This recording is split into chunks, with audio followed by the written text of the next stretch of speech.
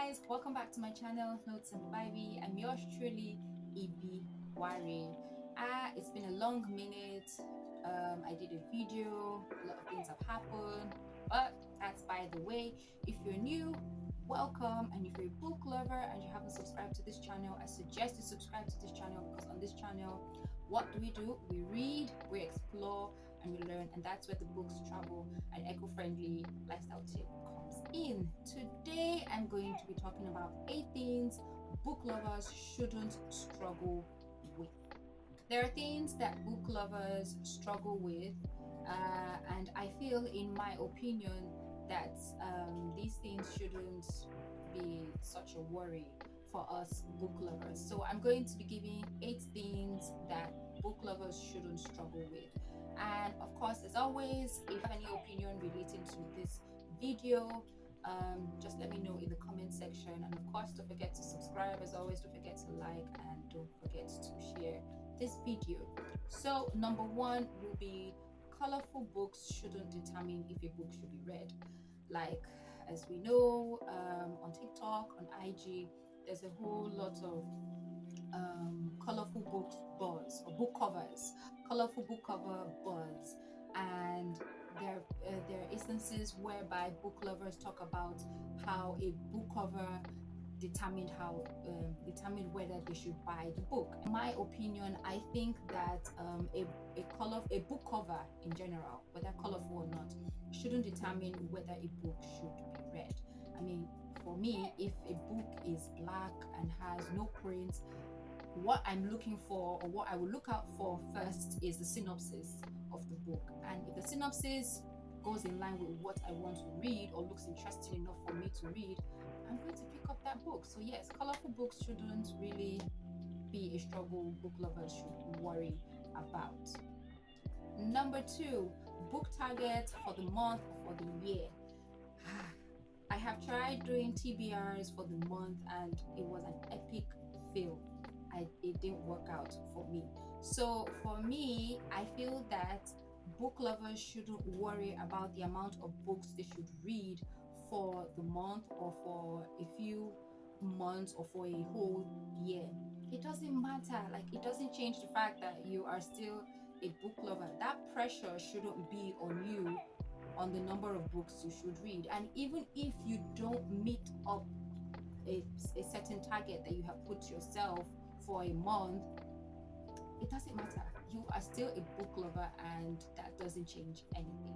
Number 3, you don't have to be super organized with your shelving. I know, don't come for me. Shelving plays a huge role, as for us book lovers, we like to arrange and sort our books according to, for some people, according to color and size and all that. But sometimes it's for me, I like to see a little bit of disorganization. It shows that the books are actually being read, and it's not just this on display like you're in a museum. So if you don't arrange your books according to color, it doesn't matter. If you mix up even if you do a rainbow of colors, it's fine. And if you don't arrange it accordingly to size, it's also fine. I mean, they are your books. It doesn't matter, unless if you're actually doing something to promote a particular book, or you're doing, I don't know, anything that would mean that, okay, you need to put content out for people to watch, then yes. But personally, if it's your personal books, who cares? It doesn't matter. Number 4, movies make some books popular. Yes, I said it. Movies make some books popular. As bookworms, book lovers, we always say, or most times we say, that the book is better than the movie. And I understand, because really, for a movie, you have just like an hour or 2 hours max to put everything that the writer has put in a book into what? A movie, a visual. So yes, you can't always get everything that you have read in a book in a movie. And aside that, let's be honest, there are certain books that, like myself, I was unaware of, and the movie or series made it known to me. So series like Bridgerton and The Great Gatsby and some other books. I did not know about these books, to be honest, but when I watched the movie or I watched the series, I was aware of it and I actually looked forward to reading the books. So yes, movies actually make the books popular, and bookworms shouldn't have to worry about whether the movie is doing a good job or not. The fact is that you've read the book, and that is enough visual. If you're a very imaginative person, that is enough visual for you. If somebody else's production of the book does it for you, it's fine. If it doesn't matter. Number 5, trending books don't have to be read immediately at the time when every other person is reading the books. I know that when new books come in, there's a whole lot of buzz, for everybody's talking about the books and what books should be read and how interesting it is and what they like about the book, what they don't like about the book, reviews and all of that, recommendations about certain books, new books come in like in a flood.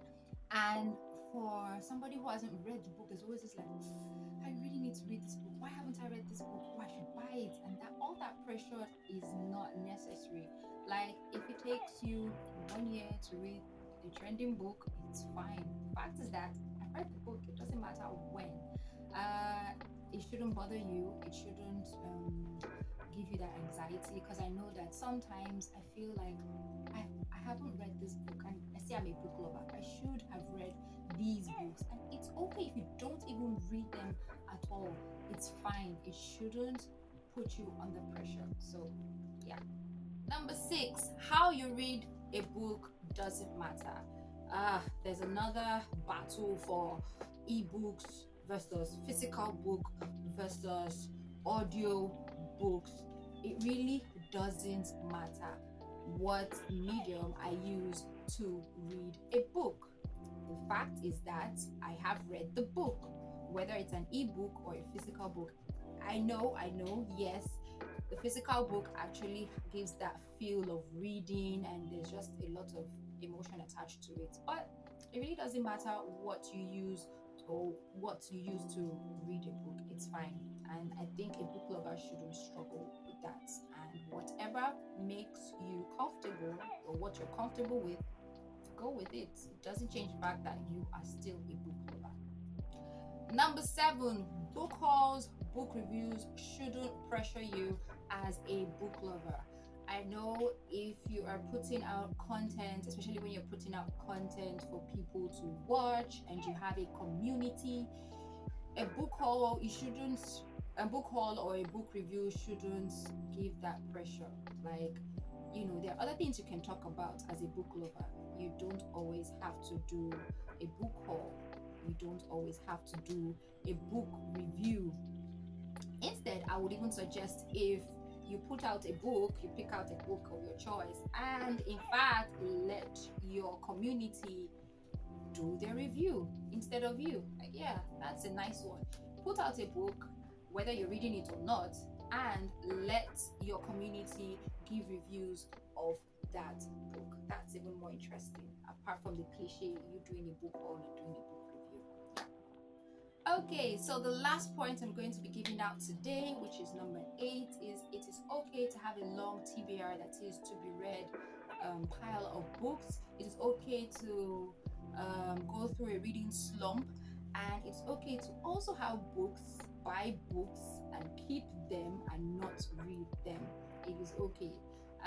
That shouldn't pressure you. You shouldn't struggle with that. It doesn't stop you from being a book lover.